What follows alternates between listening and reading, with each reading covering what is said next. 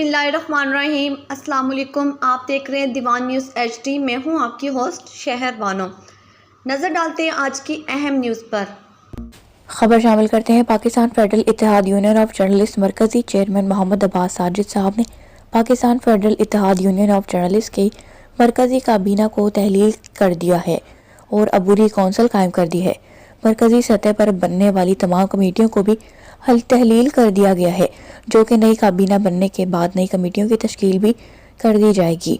अबूरी council 15 जनवरी तक अपने फ़राइज़ अंजाम देगी। 15 जनवरी के बाद नई मरकज़ी बॉडी का ऐलान कर दिया जाएगा। अबूरी कौंसल के नाम मदरजा झेल हैं। जनाब काबिल कदर काबिल इज़्ज़त राजा शौकत अली साहब, रहमान अली चौधरी साहब, पीर सैयद अदनान अहमद शाह साहब, सैयद आदिल अली शाह काज़मी साहब, मलिक एहतिशाम फारूक साहब। ये अबूरी कौंसल पूरी कौंसल के फ़राइज़ सर अंजाम देंगे। तमाम कमेटी के इख्तियारात भी अबूरी कौंसल को दे दिए गए हैं। ख़ुसूसी report Sajjad Anwar, Mughal bureau chief, Diwan news, Pakpattan.